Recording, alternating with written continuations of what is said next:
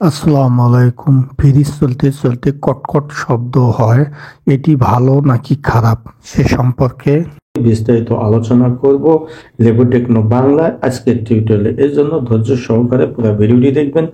ভালো লাগলে লাইক দেবেন, শেয়ার করবেন বন্ধুদের মধ্যে, আর অবশ্যই আমার চ্যানেলটি সাবস্ক্রাইব করে উপরে ফার্স্ট টপ অপশন অল নোটিফিকেশনে ক্লিক করবেন এবং ফেসবুক থেকে যারা দেখছেন পেজটি ফলো করে শেয়ার দেবেন, লাইক দেবেন এবং অবশ্যই পেজটি ফলো করে পাশে থাকবেন পরবর্তীতে নতুন নতুন টিউটোরিয়াল পাওয়ার জন্য। তো বন্ধুরা, আমরা চলে যাচ্ছি মূল ভিডিওতে। তো বন্ধুরা, আমরা ফিরে আসলাম মূল ভিডিওতে। আমরা যে কোনো ব্র্যান্ডের ফ্রিজ কিনি না কেন, সব ফ্রিজে কটকট শব্দ করে। ফ্রিজ এই শব্দ না করলে ফ্রিজের কাজ করতে পারবে না, কারণ এই শব্দটি ভয়ের কোনো কারণ না, এটি ফ্রিজের স্বাভাবিক নিয়ম। ফ্রিজের শব্দ না করলে বুঝতে হবে যে এই ফ্রিজটি নষ্ট বা সমস্যা আছে। আর ফ্রিজে যে পণ্যদ্রব্যগুলো রাখি সেগুলো সতেজ বা ঠান্ডা রাখার জন্যই এর কাজ।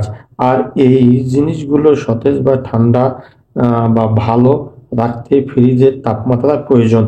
আর যখনই ফ্রিজের তাপমাত্রা দরকার হয় তখন ফ্রিজের মূল কেন্দ্র কম্প্রেসর অটোমেটিক অন বা চালু হয়ে যায়।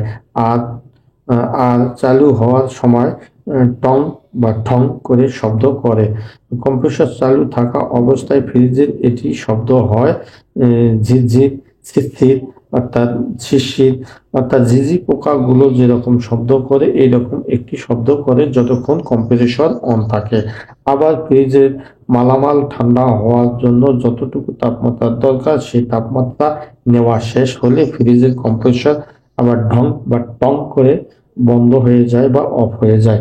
তখন ফ্রিজ আবার কোনো প্রকার শব্দ করে না, নিঃশব্দ অবস্থায় থাকে। এটি হলো ফ্রিজের স্বাভাবিক ব্যাপার বা আচরণ।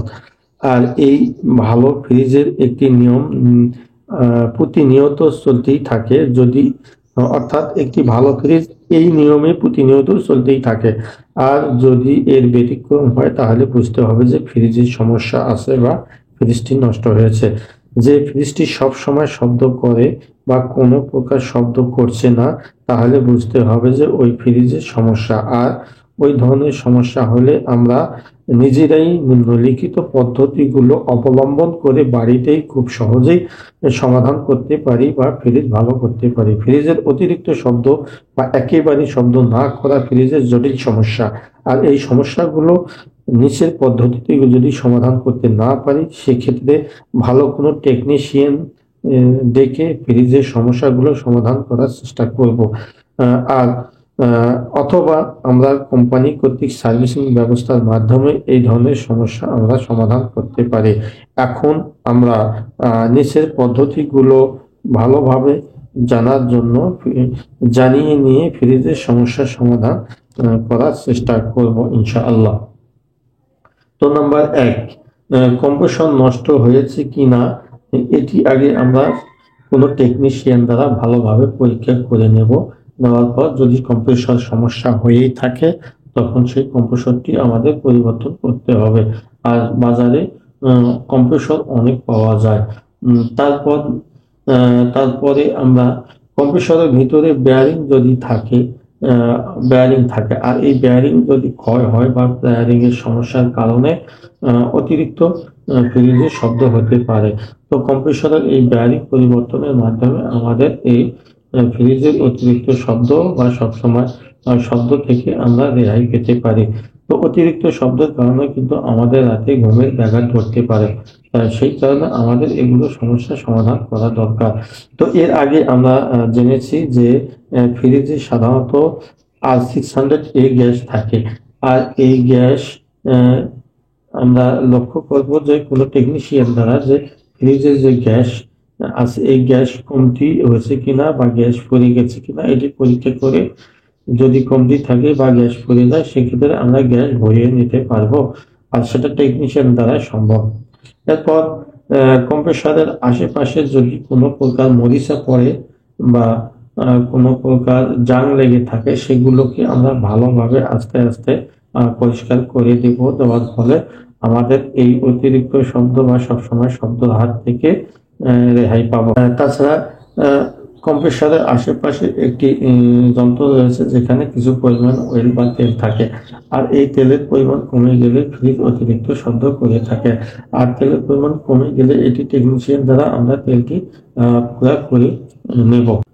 তারপর আমরা সবসময় লক্ষ্য করব যে ফ্রিজের পিছনে সাধারণত থাকে একটি কালো রঙের গোল মেশিন। এই মেশিনটিকে বলা হয় কম্প্রেসর।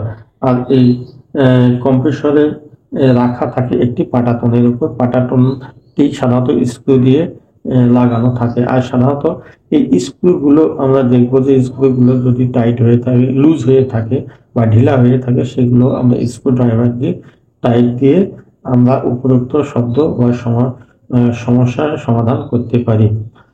তারপর হচ্ছে ফ্রিজের পিছনে অনেকগুলো পেঁচানো তার থাকে। এই তারগুলো একটি তারের উপর আরেকটি নিক্ষেপ হয়েছে কিনা সেগুলো আমরা দেখব। যদি একটি তারের উপর আরেকটি তার লেগে থাকে সেক্ষেত্রে ওই তারগুলো আমরা টেনে একটু ফাঁক করে দেব যাতে একটি তারের উপর আরেকটি তার না লেগে থাকে। এগুলোর মাধ্যমে আমরা ফ্রিজের শব্দ বা অনিয়মের শব্দ এগুলো কমাতে পারি। লাস্ট নাম্বার এবং সর্বশেষ যেটা পরামর্শ বা নিয়ম, সেটা হচ্ছে আমরা ফ্রিজের পিছনে ওই তারগুলো যদি দেখি যে পেঁচানো অবস্থায় একটি তারের উপর আরেকটি তার জগা খিচুড়ি অবস্থায় রয়েছে, তখন ওই তারগুলো একটু ফাঁক করে দেব। আর যদি কোনো তার ফুটা হয়ে যায় বা ছিঁড়ে যায়, ছিঁড়ে তারগুলো জয়েন দেব।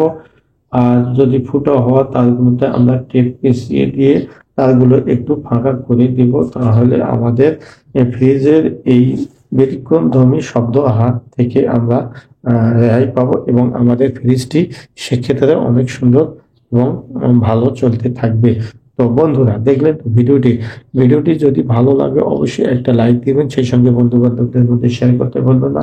আর ভিডিও সম্পর্কে কোনো প্রশ্ন বা মতামত বা জিজ্ঞাসা থাকলে অবশ্যই কমেন্ট সেকশনে জানাবেন। তো বন্ধুরা, আজ পর্যন্ত সবাই ভালো থাকবেন, সুন্দর থাকবেন, সুস্থ থাকবেন। আল্লাহ হাফেজ।